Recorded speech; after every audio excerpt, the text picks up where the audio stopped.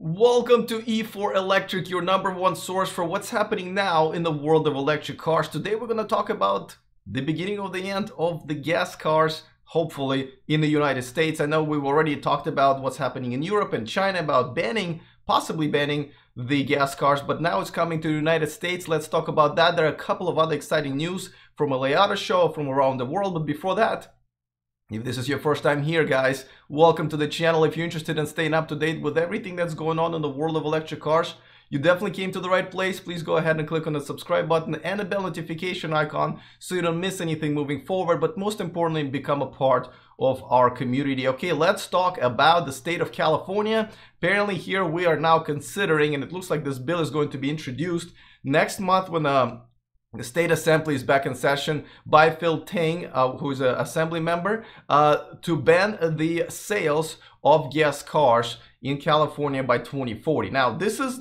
big news here for us in America, but in Europe, there are quite a few countries already, France, Germany, and many others, and also China committed to banning sales of gas cars by 2030 to 2040. So I know it's relatively a long time, but guys, only 5 years ago, we weren't even talking about electric cars really. That was still a joke. Now we're talking about it being illegal to sell gas cars in America, which is insane. Now, Phil Tang, by the way, the assembly member Phil Tang, he's, I think I mentioned him a couple of times. He's the one who proposed increasing the rebate for electric cars, people who buy electric cars in California. Right now it's $2,500 rebate. He was proposing to increase it to, I think, up to $10,000, which probably would help now that possibly the federal tax credit is going away here in the United States. So he has been very much pushing the limits and the industry of electric cars here in California.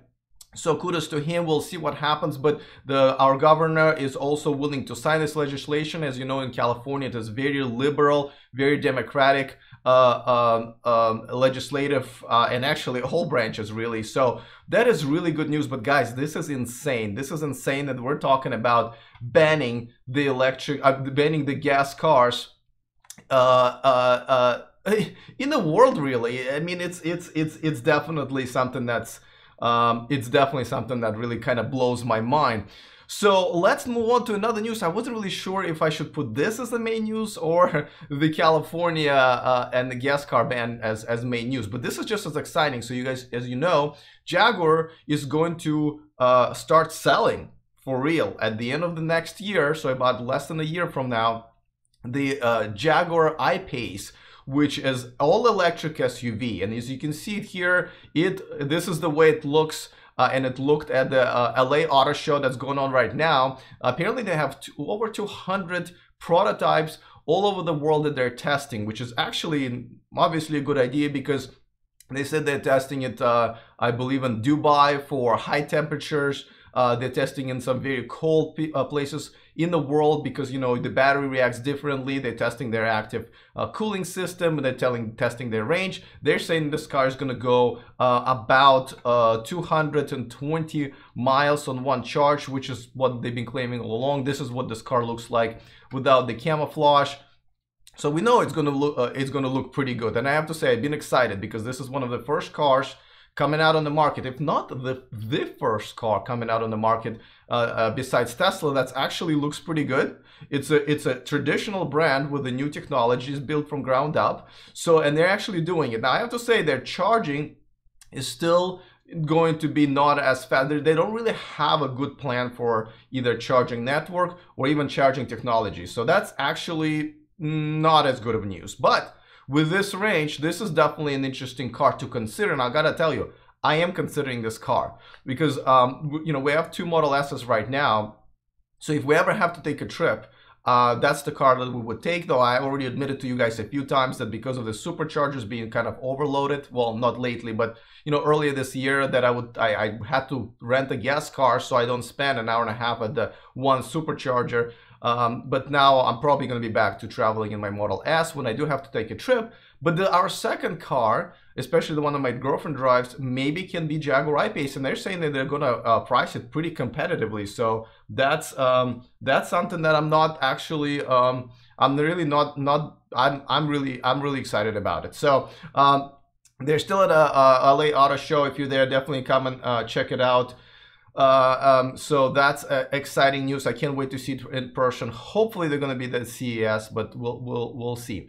Now I should probably mention once again that this show and this channel is sponsored by Evanex, the aftermarket accessories for Tesla. So thank you so much for sponsoring the channel. I'm very excited. And let's move on to you know, I should have showed you a little bit of the video that they had with their car. I mean, this is Jaguar in LA. You know, they did a lot of photo ops and a lot of test driving. I guess people who on their website reserved the car, or at least expressed interest in the car, got to actually drive it and give their opinion to Jaguar, sort of being like guinea pigs and being kind of sort of a small focus group. So that was kind of exciting. Sorry, I was going to show you the video, but now it's kind of a moot point.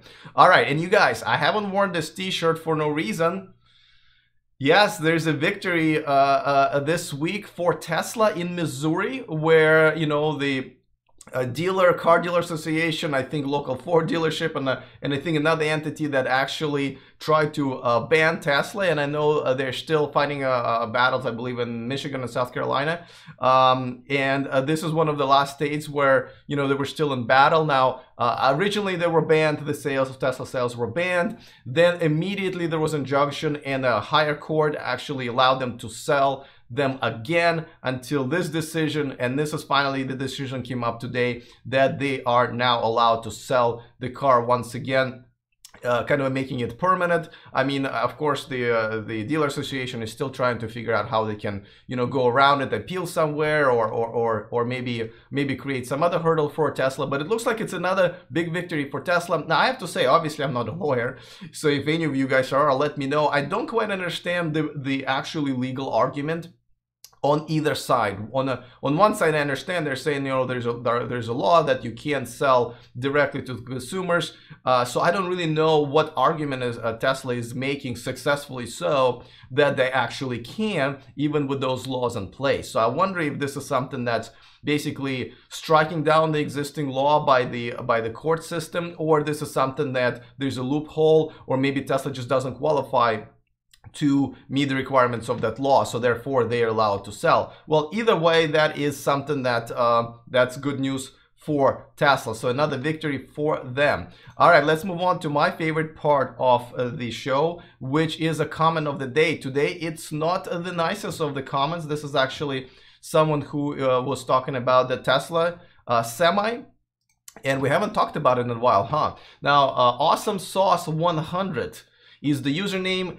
He talks about the trucks. He says, these trucks are not effective. 300 to 500 mile range before having to recharge is a fail. Team OTR drivers, whoever that is, keep a truck running 24/7 basically. Even solo OTR drivers, I'm assuming it's the long distance drivers, will drive 600 plus miles in one drive shift. Now, I am not sure if even the last statement is correct, because 600 plus miles in one drive shift, that means even if you're going about 60 miles an hour, which I'm assuming is, you know, pretty average, and that's just flat surface for truck drivers, that's 10 hours behind the wheel. And I understand that at least here in America, you're only allowed 12-hour window, I believe, in which you can drive. So plus stops and everything, I don't see how you can drive that far. But even with that said, you know, obviously there will be a small portion of the semi-truck industry that Tesla won't be able to satisfy with their very first semi-truck, and the only one. However, it looks like they will satisfy like 80 to 90% of the industry, because most semis, most trucks, most of these delivery trucks are not really making they're really not making the trips that are that far in one day. First of all, a lot of them travel then less than 200 or 300 miles per day. A lot of them are, you know, just delivering it for a short distance. So they only need 5, 6, 7 hours of driving and only 200, 300, 400 miles of the charge. A lot of them are obviously they're making longer trips, maybe San Francisco to LA, that kind of a distance.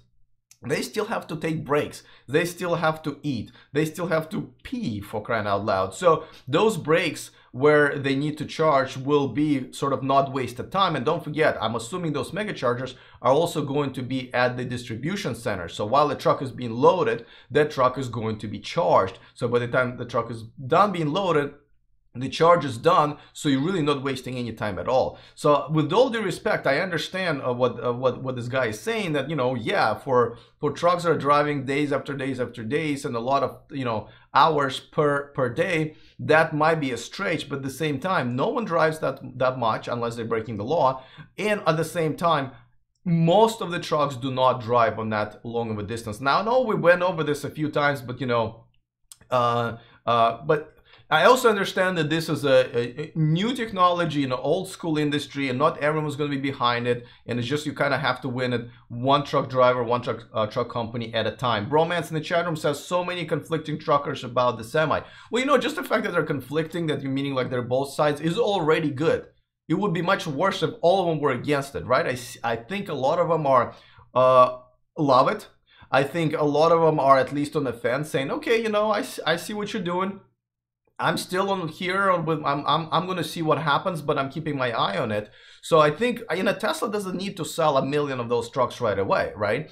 And so I think there is enough of truckers right now, truck companies, that are impressed by this and are willing to take a chance, or at least interested in technology. I think it's a really big win. Let's see. George in the chat room says, will you have this shirt for sale? Well, actually, let me, oh, I should probably turn my phone off before I go on the air, right? A good idea. That's my mom calling too. Okay, so where was I? Oh yeah, the shirt for sale. So this shirt is for sale. It's just, it's not my shirt. So you can buy it. I mean, you can literally Google it. Like, Google legalized it t-shirt, and I think there's only one company that sells it. I'm actually going to be coming out with a few t-shirts of my own, just in case if you guys are interested. I will put it up for sale at some point.